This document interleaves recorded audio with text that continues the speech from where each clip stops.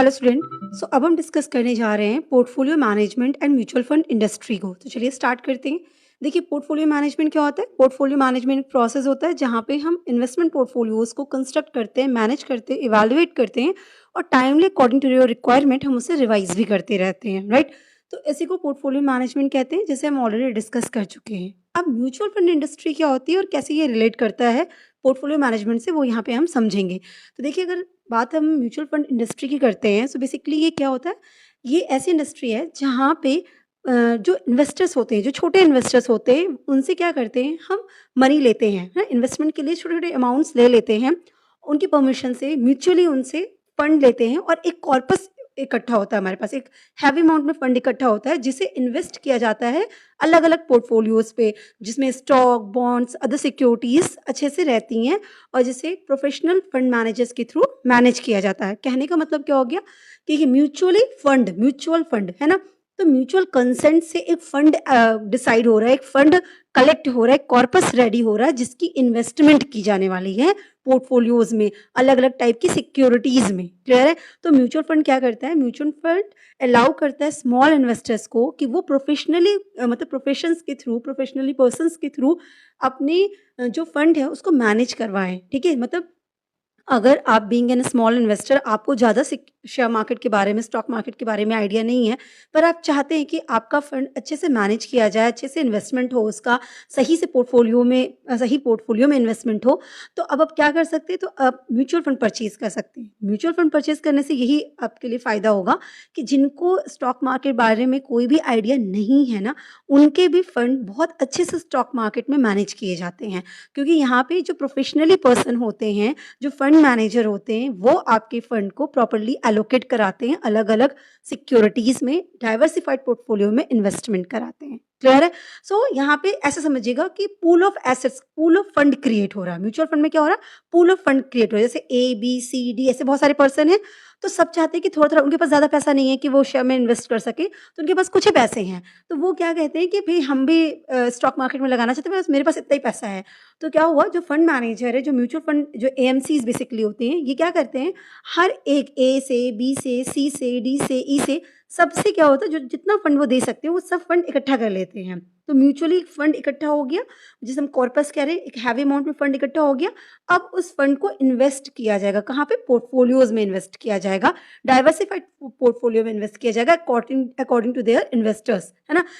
जिस तरह के इन्वेस्टर्स हैं, जिस तरह का उन्होंने फंड चूज़ किया है, जिस पर्पज़ के लिए चूज़ किया है, उन सबको ध्यान में रखते ही ये इन्वेस्टमेंट किया जाता है, ये पोर्टफोलियो सेलेक्ट किए जाते हैं। और ये कौन करता है? जो प्रोफेशनली पर्सन होते हैं, मतलब जिनको इस चीज़ के बारे में नॉलेज होती है ना, इसके वही ये चीज़ करते हैं, राइट?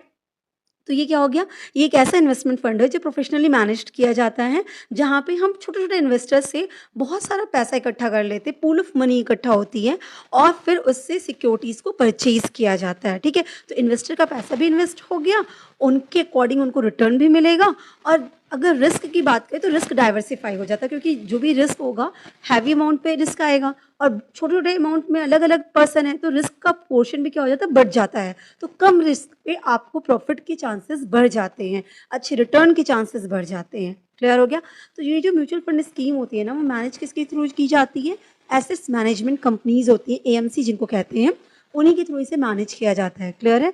अब ये जो एएमसीज़ होती हैं ना, वो बेसिकली रेगुलेट और सुपरवाइज़्ड होती हैं सेबी के according. Securities exchange board of India जो हमारी है, वही एएमसी को अच्छे से सुपरवाइज़ करती है, रेगुलेट करती है, मैनेज करती है।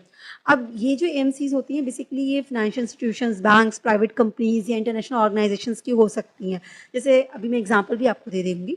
तो इसका मतलब आपको क्लियरली क्या समझ में आया कि ये जो म्यूचुअल फंड इंडस्ट्रीज़ होती हैं, यहाँ पे क्या होना है, यहाँ पे फंड इकट्ठा होगा और फिर वो पोर्टफोलियो में इन्वेस्ट किया जाएगा फंड मैनेजर्स के थ्रू, ठीक है? प्रोफेशनली ट्रेन्ड फंड मैनेजर्स के थ्रू। यहाँ तक बात क्लियर हो गई। अब देखिए, पोर्टफोलियो में क्या था? पोर्टफोलियो जब आप मैनेज करते हैं तो बीइंग एन इंडिविजुअल इन्वेस्टर की बात होती है कि मैं अकेली हूँ और मुझे अपने फंड को, मेरे पास 10 लाख है, 50 लाख है, 60 लाख है, 70 लाख है, जो भी, मैं ये पैसा स्टॉक मार्केट में इन्वेस्ट करना चाहती हूँ, तो मैं कैसे करूँ? तो मैं अपना पोर्टफोलियो तैयार करूँगी अपनी नीड के अकॉर्डिंग, जो हम पहले डिस्कस कर चुके हैं, और उसके बाद उसको इन्वेस्ट करेंगे। तो यहाँ पे इंडिविजुअल इन्वेस्टर की बात हुई, पर जब म्यूचुअल फंड की बात हुई, तो यहाँ पे पोर्टफोलियो में इन्वेस्टमेंट होने वाला है, अलग-अलग सिक्योरिटीज़ का कॉम्बिनेशन रेडी करके वहाँ पे इन्वेस्टमेंट किया जाएगा। लेकिन यहाँ एक इंडिविजुअल इन्वेस्टर की बात नहीं होगी, यहाँ पे बहुत सारे इन्वेस्टर होंगे, बहुत स्मॉल इन्वेस्टर्स होंगे जिनके पास कम-कम पैसे हैं, वो इन्वेस्टर्स अपना एक हैवी अमाउंट इकट्ठा करके, मतलब फंड मैनेजर के पास हैवी अमाउंट इकट्ठा होगा, ये जो एएमसीज़ होती हैं इनके पास इकट्ठा होगा, और ये उसको फिर पोर्टफोलियो में इन्वेस्ट करती हैं। तो म्यूचुअल फंड में जो इन्वेस्टमेंट होती है, यहाँ पे जो पोर्टफोलियो सेलेक्ट होता है वो एक इंडिविजुअल इन्वेस्टर के अकॉर्डिंग नहीं होता है। यहाँ पे जो पोर्टफोलियो तैयार किया जाता है, वो बहुत सारे इन्वेस्टर्स को ध्यान में रख के तैयार किया जाता है। क्लियर है? अब ये किया जाता है कि एक जैसे नेचर वाले इन्वेस्टर्स का अलग पोर्टफोलियो रेडी होता है, एक जैसे अलग नेचर वालों का अलग रेडी होता है। तो मतलब किस तरह की आपकी रिक्वायरमेंट है, किस तरह के आप इन्वेस्टर्स हैं, क्या आप चूज़ कर रहे हैं, किस तरह का म्यूचुअल फंड चूज़ कर रहे हैं, उसी के बेसिस पे ये डिसाइड हो जाता है, और उसी के अकॉर्डिंग उनका पोर्टफोलियो डिसाइड होता है। तो यहाँ तक क्लियर हो गया कि पोर्टफोलियो मैनेजमेंट जब बात करता है तो वो एक इंडिविजुअल इन्वेस्टर के बारे में बात होती थी, और म्यूचुअल फंड में क्या होता है कि हैवी नहीं, मतलब लार्ज नंबर ऑफ इन्वेस्टर्स हैं जिनके फंड को प्रोफेशनली मैनेज किया जाएगा और डाइवर्सिफाइड पोर्टफोलियो में इन्वेस्ट किया जाएगा। और करता कौन है? ये एएमसीज करती है, जो स्पॉन्सर्ड होती है फाइनेंशियल इंस्टीट्यूशन से, बैंक से, प्राइवेट कंपनीज, इन सब से। ठीक है, एग्जांपल के लिए अगर हम बात कर लें, कुछ एग्जांपल्स देखते हैं। तो एएमसी के एग्जांपल्स हैं, जैसे आपके एसबीआई म्यूचुअल फंड हो गया, एचडीएफसी म्यूचुअल फंड हो गया, ICICI prudential mutual fund in India हो गया, जेपी मॉर्गन चेज हो गया, निप्पन इंडिया हो गया, आदित्य बिरला हो गया। ऐसे तमाम तरीके की एएमसीज हमारे सामने हैं। तो जैसे अगर मान लीजिए मेरे पास पैसे हैं और मुझे म्यूचुअल फंड में इन्वेस्टमेंट करना है, तो मैंने क्या किया, मैंने एसबीआई म्यूचुअल फंड चूज़ किया। अब इसका क्या मतलब हुआ कि एसबीआई म्यूचुअल फंड चूज़ करने का मतलब ये नहीं हुआ कि मैं सिर्फ एसबीआई में पैसा लगा रही हूँ। मेरा जो पैसा है वो एसबीआई में लगेगा, नहीं। एसबीआई म्यूचुअल फंड का मतलब हो गया कि ये जो एएमसी है, एसबीआई म्यूचुअल फंड एक एएमसी है, ये हम मेरे लिए पोर्टफोलियो रेडी करने वाली है। अब वो जो भी पोर्टफोलियो रेडी करेगी उसमें मेरे पैसे को इन्वेस्ट करेगी, मतलब ये पोर्टफोलियो मैनेज किया जाएगा एसबीआई के थ्रू। ठीक है, एसबीआई म्यूचुअल फंड जो इनके फंड मैनेजर होंगे उनके थ्रू मैनेज किया जाएगा। यहाँ तक बात क्लियर होगी। एसबीआई म्यूचुअल फंड का मतलब ये नहीं होता है कि सिर्फ एसबीआई में इन्वेस्टमेंट हुआ, एसबीआई की सिक्योरिटीज़ में इन्वेस्टमेंट हुआ। यहाँ बात समझिएगा, मतलब इनके प्रोफेशनल्स हैं जो आपके फंड को मैनेज करने वाले हैं। अब वो अपने हिसाब से पोर्टफोलियो रेडी किए होंगे और आपके फंड को उस पोर्टफोलियो में डालेंगे, मतलब उस तरह के पोर्टफोलियो में इन्वेस्ट करेंगे। अब अलग-अलग एएमसी अपना अलग-अलग रिटर्न देती हैं। तो जैसे एसबीआई म्यूचुअल फंड क्लेम करेगी कि मान लीजिए कि हमारा एनुअल रिटर्न 15, 16, 17% का जाता है, कि हमारे यहाँ जो भी इन्वेस्ट करता है, हम अपने इन्वेस्टर्स को 17% का इन्वेस्टमेंट रिटर्न ऑफर करते हैं। इसी तरह एचडीएफसी म्यूचुअल फंड ने कहा कि भाई हम 20% का देते हैं, आईसीआईसीआई ने कहा कि हम 25% का देते हैं। तो हमें चूज़ करना है कि हमें किसके साथ जाना है, किस फंड मैनेजर को अपने पैसे इन्वेस्ट करने के लिए देने हैं, किसके म्यूचुअल फंड पे हमें ट्रस्ट है। हम इनका सबका अपना पोर्टफोलियो होगा, वो आप जब चेक करेंगे आपको पता चल जाएगा। तो आपको डिसाइड करना है कि आपको किसके पोर्टफोलियोज़ में ज़्यादा अच्छा दिख रहा है, किसका रिटर्न ज़्यादा अच्छा दिख रहा है, और आप उस एएमसी के पास अपना इन्वेस्टमेंट कर सकते हैं। यहाँ तक बात समझ में आ गई? तो ये सब म्यूचुअल फंड्स जो दिख रहे हैं ये एएमसी हैं, एसेट्स मैनेजमेंट कंपनीज़ हैं। क्लियर हो गया? ये नहीं होता कि हम इन्हीं में इन्वेस्ट करके रखे हैं। यहाँ तक बात समझ में आ गई? तो ये होता क्या है कि जो इन्वेस्टर होता है, अगर वो म्यूचुअल फंड में इन्वेस्ट करने चाहता है, तो वो कोई इंडिविजुअल शेयर या इंडिविजुअल सिक्योरिटीज़ परचेज़ नहीं कर रहा होता है। क्लियर है? जैसे मैंने बोला कि मैं एसबीआई का म्यूचुअल फंड परचेज़ करूँगी, या मैं बोल रही हूँ कि मैं आदित्य बिरला का म्यूचुअल फंड परचेज़ करने जा रही हूँ। तो इसका मतलब ये नहीं हुआ कि मैं आदित्य बिरला के म्यूचुअल फंड में जो भी पैसा मैं लगा रही हूँ, 5,000 भी मैं लगा रही हूँ, तो मैं 5,000 रुपया में कोई एक सिक्योरिटीज़, किसी एक कंपनी के स्टॉक को परचेज़ कर रही हूँ। नहीं, ये बिल्कुल भी इसका मतलब नहीं हुआ। इसका मतलब ये हुआ कि आदित्य बिरला ने जो भी पोर्टफोलियो रेडी किया है, जो भी कॉम्बिनेशन ऑफ सिक्योरिटीज़ उन्होंने रेडी कर रखी है, मेरा वो 5,000 रुपया वो डाइवर्सिफ़ाई हो जाएगा, वो बँट जाएगा उन्हीं-उन्हीं सिक्योरिटीज़ में। बात समझ में आई? तो यहाँ पे क्या होता है कि एक सिक्योरिटीज़ को परचेज़ नहीं करते, बल्कि हम उस म्यूचुअल फंड के यूनिट को परचेज़ करते हैं। क्लियर है? और किस प्राइस पे परचेज़ करते हैं? उनकी एनएवी पे। तो हम क्या करेंगे, हम उस पोर्टफोलियो पे इन्वेस्ट कर रहे हैं। ठीक है? अब पोर्टफोलियो में बहुत सारी सिक्योरिटीज़ हैं। ठीक है? उस पूरे सिक्योरिटीज़ के बेसिस पे उस पोर्टफोलियो का अपना एक, उस म्यूचुअल फंड का अपना एक रेट तय हुआ है, एक प्राइस तय हुई है, जिसको हम एनएवी कहते हैं, नेट एसेट्स वैल्यू कहते हैं। ठीक है? और उस पोर्टफोलियो की एक यूनिट है, ठीक है, जो हम परचेज़ करने जा रहे हैं, वो म्यूचुअल फंड की वो एक यूनिट बन जाएगी। बात समझ पा रहे हैं? तो मतलब कहने का हुआ कि अगर मैं 5,000 रुपए लगाने जा रही हूँ तो और मैंने आदित्य बिरला का म्यूचुअल फंड परचेज़ किया, तो आदित्य बिरला का म्यूचुअल फंड परचेज़ करने का मतलब ये नहीं हुआ कि मैंने 5,000 रुपए की कोई एक सिक्योरिटी परचेज़ की, नहीं। बल्कि मैंने आदित्य बिरला के म्यूचुअल फंड की यूनिट परचेज़ की, ठीक? अब यहाँ पे यूनिट परचेज़ करने का भी मतलब समझिएगा कि इनका जो आदित्य बिरला का म्यूचुअल फंड की यूनिट जो डिसाइड हुई है, वो कैसे हुई है? भई उन्होंने जिस भी पोर्टफ़ोलियो में पैसा लगाया होगा, उसके हिसाब से वो एनएबी उसका रेट तय हुआ होगा और उसके हिसाब से उसकी यूनिट। तो इनका अपना रेटिंग चलता है कि एसबीआई की म्यूचुअल फंड का क्या रेट चल रहा है, एचडीएफसी की म्यूचुअल फंड का क्या रेट चल रहा है, यूनिट क्या है, एनएवी क्या है, सबका ऐसे डिसाइड होता है, रेट इंक्रीज़ डिक्रीज़ होती है। तो मतलब ये रेट इंक्रीज़ डिक्रीज़ ये कैसे डिसाइडेड होते हैं? उनके पोर्टफ़ोलियो के इन्वेस्टमेंट से होते हैं। उन्होंने उस फंड को जहाँ-जहाँ इन्वेस्ट किया है, उसमें जैसा रिटर्न आ रहा होता है, उसके हिसाब से इनकी एनएवी तय होती है। तो नेट एसेट वैल्यू भी कैलकुलेट की जाती है। तो कहने का मतलब कि हम किसी एक सिक्योरिटी को परचेज़ नहीं करेंगे, बल्कि हम उस कंपनी की, उस एसेट मैनेजमेंट कंपनी के म्यूचुअल फंड की एक यूनिट परचेज़ करते हैं। यहाँ तक बात समझ में आई? और वो यूनिट हम उस रेट पे परचेज़ करते हैं। और ऐसा क्यों है? क्योंकि उसमें कॉम्बिनेशन ऑफ सिक्योरिटीज़ है ना, कॉम्बिनेशन ऑफ सिक्योरिटीज़ हैं, तो हम किसी एक सिक्योरिटीज़ का रेट बहुत हाई जा रहा होगा, किसी का कम जा रहा होगा। अब हम पैसे लगा रहे हैं, तो हम किस हिसाब से परचेज़ करेंगे? किसका सिक्योरिटीज़ आएगा? ऐसा तो नहीं आ पाएगा। तो इसीलिए कंबाइंड वे में उस म्यूचुअल फंड की एक यूनिट डिसाइड हो जाती है और उसका एक रेट डिसाइड हो जाता है, उस प्राइस डिसाइड हो जाता है, जिसे एनएवी कहते हैं। और जब इन्वेस्टमेंट किया जाता है तो वो यूनिट परचेज की जाती है। यहाँ तक बात क्लियर होगी? तो कहने का मतलब यूनिट क्या हो गया? यूनिट आपके शेयर ऑफ ओनरशिप को रिप्रेजेंट कर रहा कि वो जो भी म्यूचुअल फंड का पोर्टफोलियो है, उस पूरे पोर्टफोलियो में आपने क्या परचेज किया, कितनी यूनिट आपने परचेज की, आपके नाम पे कितना चला गया, कितने शेयर ऑफ ओनरशिप आपकी हो गई, ठीक है? और हम किस पे परचेज करते हैं? एनएवी पे। एनएवी क्या होती है? उसी यूनिट की प्राइस होती है, ठीक है? एग्ज़ाम्पल समझते हैं, उससे और क्लैरिटी हो जाएगी। जैसे मान लीजिए मुझे 10,000 रुपए इन्वेस्ट करना है। अब 10,000 रुपए इन्वेस्ट करना है और मैं करने जा रही हूँ जेपी मॉर्गन में, ठीक है? तो जेपी मॉर्गन की उस टाइम की जो एनएवी चल रही है, जेपी मॉर्गन के म्यूचुअल फंड की, वो चल रही है ₹20। एग्ज़ाम्पल के लिए मैं दे रही हूँ। तो कहने का मतलब कि अब मैं जेपी मॉर्गन में का म्यूचुअल फंड परचेज़ करने जा रही हूँ और वहाँ की एनएवी चल रही है 20। तो मेरा क्या होगा, जो 10,000 रुपया है, वो 20 से डिवाइड हो जाएगा और मेरे नाम पे 500 यूनिट अलॉट हो जाएँगी। क्लियर हो गया? तो अब मेरी 500 यूनिट हो गई। कल को एनएवी इंक्रीज़ हो जाएगी, 20 की जगह 40 हो जाएगी, 50 हो जाएगी और मुझे मान लीजिए वो यूनिट सेल करनी है, ठीक है? मैंने जो म्यूचुअल फंड परचेज़ किया, मुझे रिडीम कराना है, मुझे सेल करना है। तो मैं अपनी 500 यूनिट को जब सेल करने जाऊँगी, तो जो एनएवी चल रही होगी उस वक़्त उस कंपनी की, वो एनएवी मुझे मिल जाएगी। मान लें मैंने कहा 50 चल रही होगी, तो 500 मल्टीप्लाई बाय 50 हो जाएगा, वो मेरी रिटर्न वैल्यू हो जाएगी। यहाँ तक बात समझ में आ गई? तो एनएवी ही आपके डिसाइड करती है कि आपको किस रेट पे परचेज़ हो रहा है और किस रेट पे आपको सेल होगा। तो नेट एसेट्स वैल्यू और इसकी कैलकुलेशन होती है बाकायदा। यहाँ पे इन शॉर्ट हम आपको समझा रहे हैं, तो एनएवी की कैलकुलेशन वगैरह हम नहीं आपको बता रहे, बट आप म्यूचुअल फंड के कॉन्सेप्ट को समझिएगा। तो म्यूचुअल फंड समझ में आ गया, एएमसीज़ कंपनी क्लियर हो गया और कैसे हम उसको परचेज़ करते हैं, उसमें हम यूनिट परचेज़ करते हो और एनएवी के रेट पे करते हैं। यूनिट एनएवी क्या होती है वो भी क्लियर हो गया, ठीक। अब हम बात करेंगे टाइप्स ऑफ म्यूचुअल फंड की। देखिए टाइप्स ऑफ म्यूचुअल फंड की जब बात करते हैं, इसका मतलब कि जब आप म्यूचुअल फंड परचेज़ करने जा रहे हैं ना, किसी कंपनी में इन्वेस्टमेंट करने जा रहे हैं, तो अब भाई आपको पता है कि इन्वेस्टर्स कई तरीके के होते हैं। कोई कोई इन्वेस्टर्स बहुत रिस्क लेता है, कोई कम रिस्क लेना चाहता है। फिर हर एक इन्वेस्टर की रिक्वायरमेंट्स अलग-अलग होती है। किसी को रेगुलर इनकम चाहिए होती है, किसी को कैपिटल एप्रिसिएशन चाहिए होता है ना? सबकी अलग-अलग रिक्वायरमेंट होती है। कोई रिस्क लेना चाह रहा होता है, कोई रिस्क बिल्कुल भी नहीं लेना चाहता, कोई सेफ खेलना चाह रहा होता है, कोई बैलेंस करके चलना चाह रहा होता है। तो अब अलग-अलग इन्वेस्टर हैं, ठीक है? और म्यूचुअल फंड तो कह रहा है कि भई अलग-अलग इन्वेस्टर से एक जगह फंड इकट्ठा होके इन्वेस्टमेंट होने वाला, तो कैसे होगा? कैसे पता चलेगा? तो जैसा मैंने अभी थोड़ी देर पहले कहा था कि इन्वेस्टर किस तरह का म्यूचुअल फंड चूज़ करता है, उसके बेसिस पे डिसाइड हो जाता है कि वो किस तरह के पोर्टफोलियो में इन्वेस्टमेंट करने वाला है, ठीक? तो यहाँ पे हम वही टाइप्स की बात करने वाले हैं कि आप कौन से टाइप का म्यूचुअल फंड चूज़ कर रहे हैं और उसी से आपके फंड का इन्वेस्टमेंट होता है। बात समझ में आई? उसी तरीके से आपको देखा जाता है कि भई ये इन्वेस्टर रिस्क लेने वाला है तो उसका फंड यहाँ लगेगा। अगर उसने ये वाला म्यूचुअल फंड चूज़ किया है, अगर रिस्क लेने वाला नहीं है तो उसने ये म्यूचुअल फंड चूज़ किया होगा, इसका पैसा फिर इस तरह के पोर्टफोलियो, इस तरह की कॉम्बिनेशन ऑफ सिक्योरिटीज़ में इन्वेस्ट किया जाएगा। बात समझ में आई? तो अगर हम बात करते हैं स्ट्रक्चर के बेस पे कि म्यूचुअल फंड का जो स्ट्रक्चर है उसके बेस पे कहें तो कितने टाइप्स ऑफ म्यूचुअल फंड होते हैं? तो बेसिकली 3 होते हैं।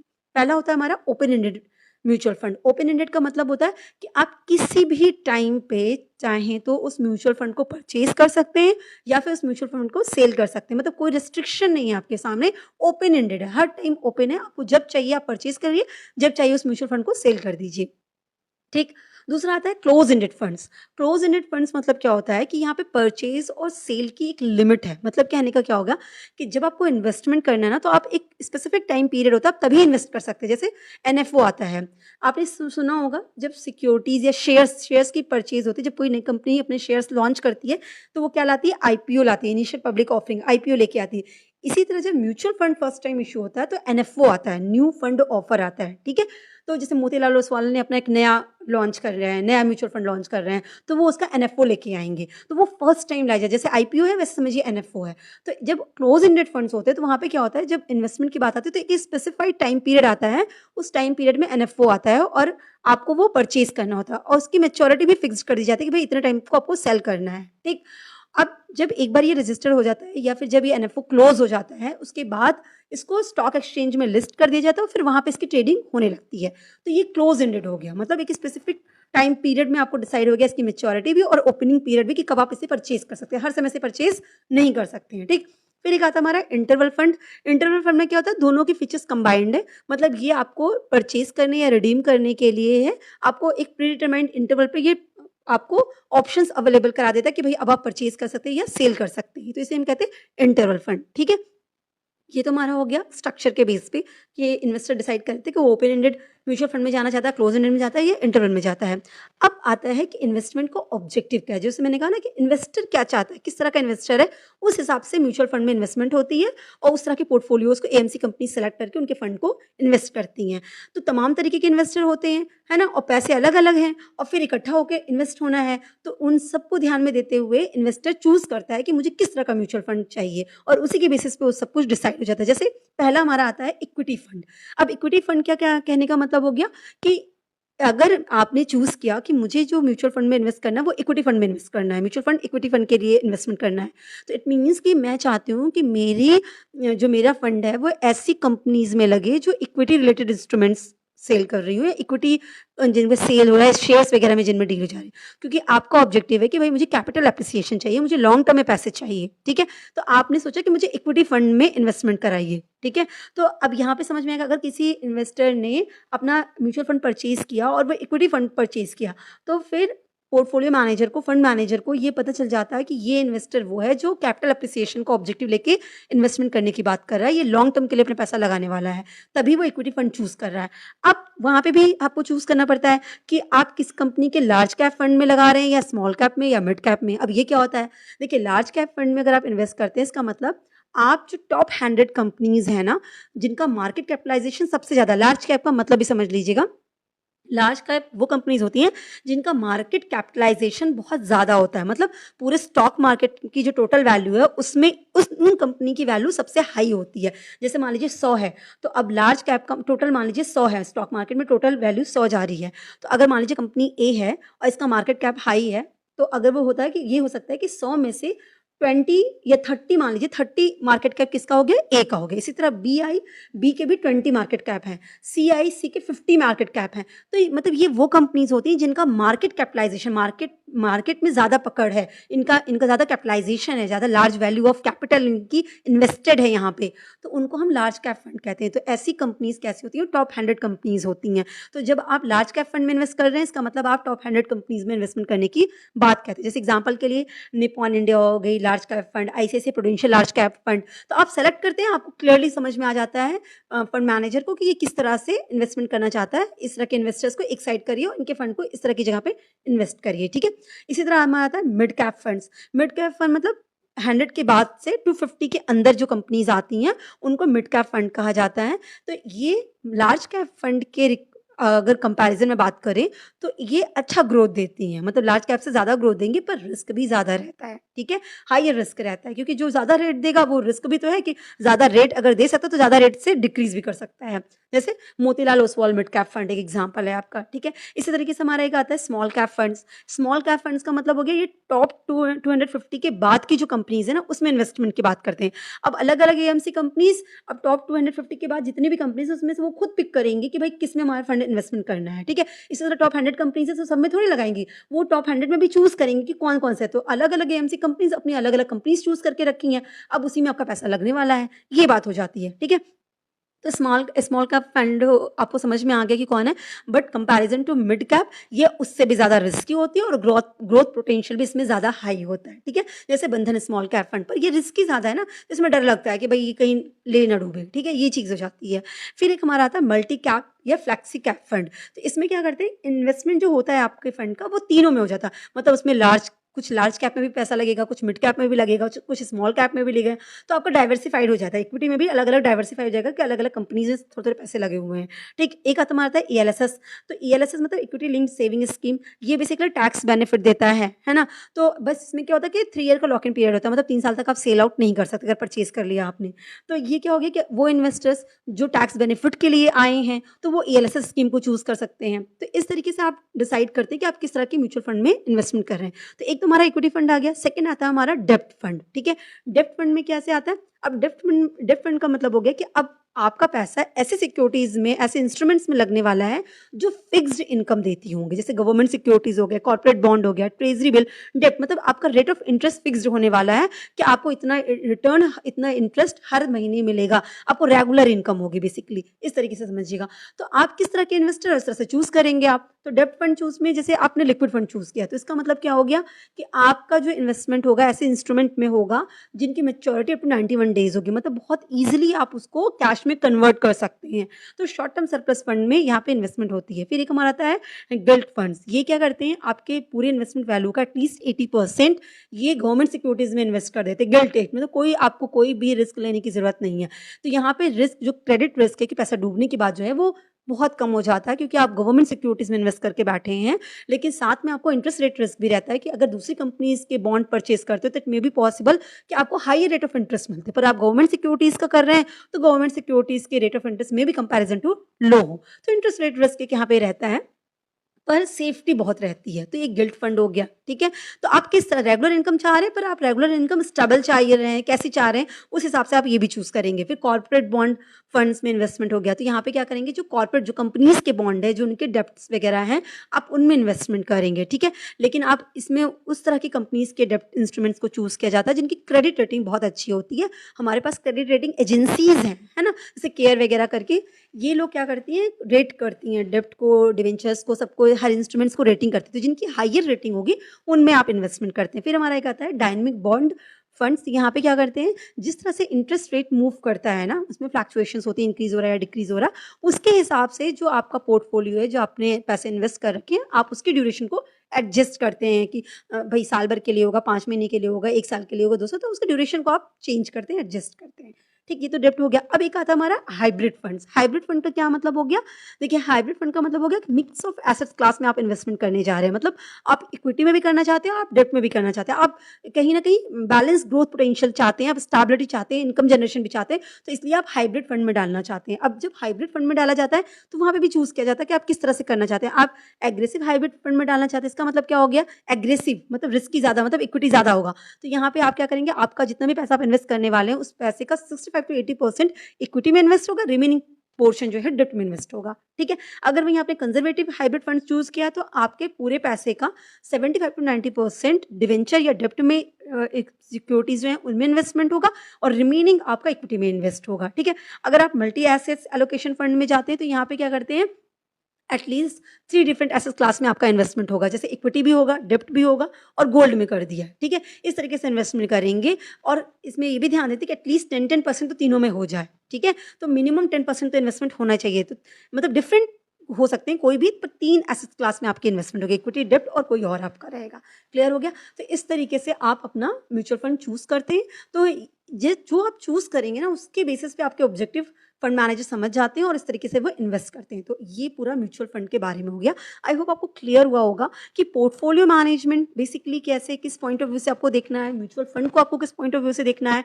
बेसिकली हर जगह फंड को मैनेज करने की बात हो रही है। यहाँ पे कॉर्पस मैनेज किया जाएगा डाइवर्सिफाइड पोर्टफोलियो में, और हर एक पे जो कॉस्ट है वो बहुत कम पड़ने वाली है, रिस्क का परसेंटेज भी कम पड़ने वाला है, ठीक है। क्योंकि वहाँ पे थोड़ा थोड़ा अमाउंट करके आप SIP वगैरह, बहुत तरीके हैं, जैसे सिस्टमैटिक इन्वेस्टमेंट प्लान, आप SIP में 1000 रुपये के भी म्यूचुअल फंड परचेज कर सकते हैं। अब आपने जैसे बना लिया कि 1000 रुपये हर महीने मेरे अकाउंट से कट जाए, तो अपने 1000 रुपये का म्यूचुअल फंड, अब जो भी म्यूचुअल फंड चूज किया है तो उस जिस दिन आपका पैसा कटा उस दिन उसका जो रेट चल रहा होगा उस हिसाब से आपको यूनिट अलॉट हो जाएगी। फिर नेक्स्ट मंथ आपका 1000 रुपए इन्वेस्ट हुआ, उस दिन जो रेट चल रहा होगा उस हिसाब से आपको यूनिट अलॉट हो जाएगी। अब आपके यहाँ यूनिट क्रेडिट होती जा रही हैं, टोटल यूनिट जितनी बन गई, जब कभी भी आपको रिडीम करना होगा उस टोटल यूनिट को उस दिन जो रेट चल रहा होगा उससे मल्टीप्लाई होकर आपको पैसा मिल जाएगा। तो एसआईपी भी बहुत बढ़िया प्लान है। तो बहुत तरीके हैं म्यूचुअल फंड में इन्वेस्टमेंट करने को और अभी बहुत सेफ साइड है म्यूचुअल फंड इन्वेस्ट करने का। So wish you all the best. Thank you so much.